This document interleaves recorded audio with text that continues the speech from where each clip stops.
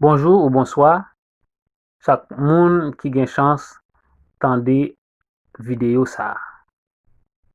Non pa mwen se toujou sa nan Altidor, se yon privilej pou mwen chak fwa bon Dieu bom opotinite pou m vin prezante non yon sije biblik.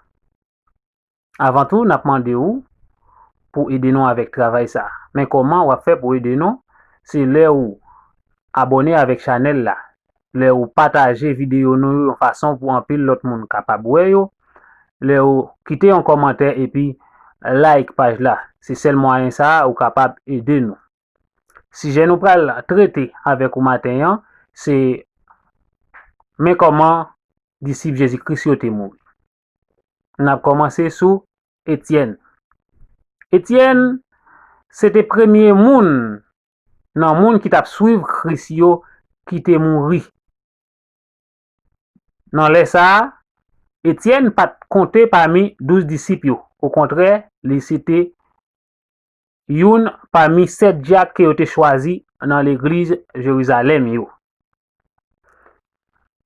Yo te peye yon group moun fè yon complot sou Etienne pou yo te di ke Etienne ap pale mal sou Moïse ak sou bon Dieu, selon Acte chapitre 6 verset 11.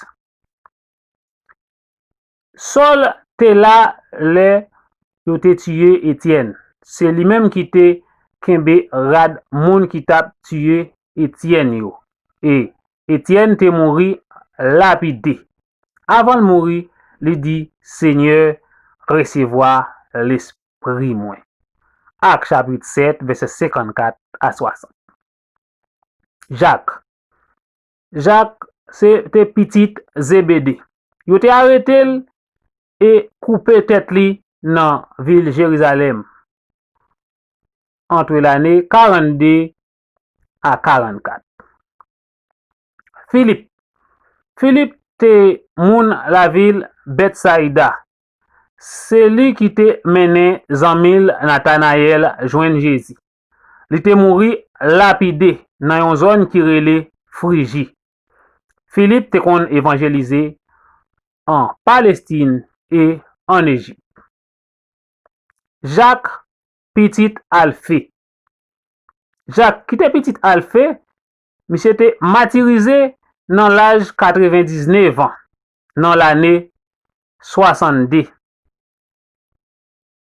Yo te krasé tête li à coup de bâton jouk Jacques te rive mouri. Barthélemy. Yo te marel et yo te trenel jouk Barthélemy te mouri. Pierre.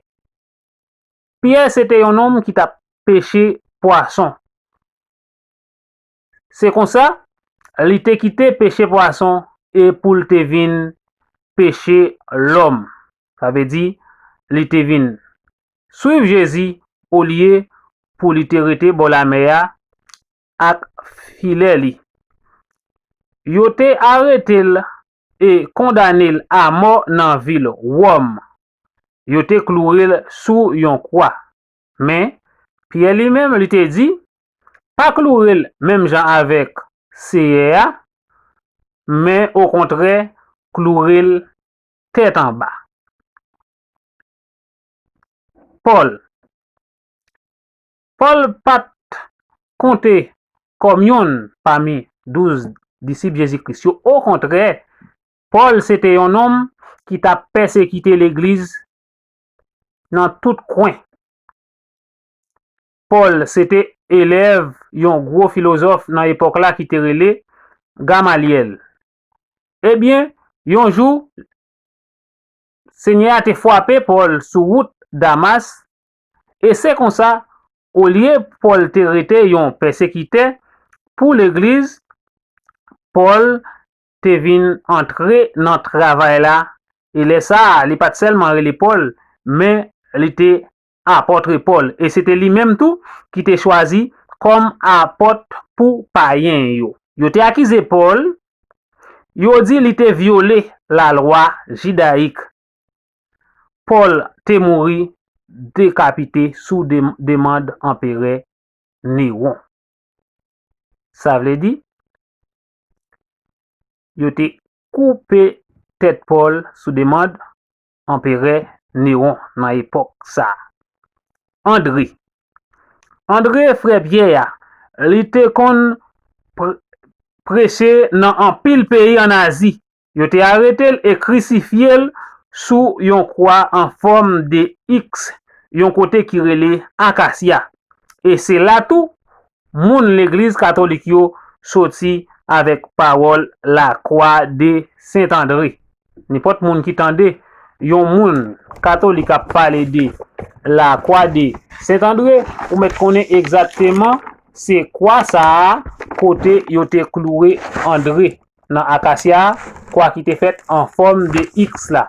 C'est de lui-même exactement que y a parlé. Là on parlé de la croix de Saint-André. Thomas te gen un petit nom qui relait Didine. Thomas c'était originaire Galilée.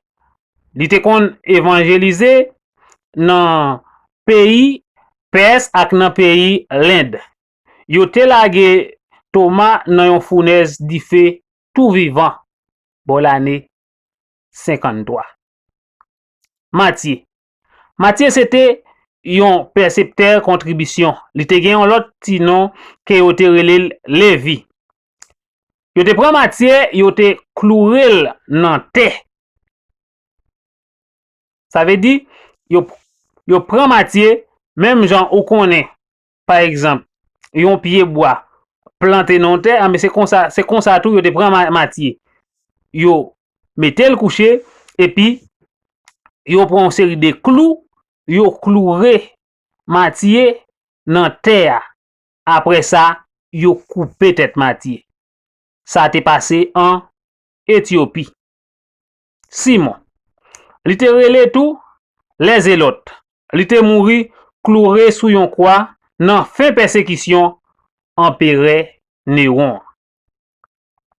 Matthias c'est yon que 11 apôtres yo te choisi après l'homme Judas, parce que nous connaissons après Judas te fin trahi Jésus, li te prend un code l'aller, li prend tête li. Ben, place ça, yo pas vle quitter place ça à vide. Yo te vle mettre un moun pour te compléter 12 disciples yo. Et c'est comme ça, yo te choisi Matthias dans place Judas Iscariote, selon quelques historiens. Yo te accusé Matthias, yo dit li te blasphémé la loi Moïse là. Après ça, yo te condamné cloué sous yon croix. Yo te crasé à coup de roche et puis yo te coupé tête li. Yo condamné, yo cloué sous yon croix, yo crasé la coup de roche, après ça, yo coupé tête Matthias. Luc c'était yon médecin. Comment Luc te mouri? Yo te prend Luc, yo panni sous yon pied olivier. Ça te passé dans pays la Grèce. Jean c'est disciple que Jésus-Christ te piremé. Et Jean c'était seul moun qui te mouri la kaili sans li pas passer aucun mati. Bien que avant yo te prend Jean la gueule dans chaudière l'huile et rien pas trivé dans moment ça et Jean vient mourir sous cabane la kaili nan vieillesse. Bagay ça yo c'est des exemples pour nous en tant que chrétiens qui suivent Jésus-Christ, les rencontrer quelques petites persécutions sur route non pour ne pas courir décourager parce que apôtre yo même monsieur ça yo te supporter ça avec courage parce que yo te gagné un espoir que yo te gagné là yo te balancer ti épreuve que yo rencontré sur terre ça avec bénédiction que bon Dieu serré pour yo ça captan yo après la mort yo te ouais ça captan yo peser plus poids parce que ti épreuve que yo t'a supporter sur terre ça.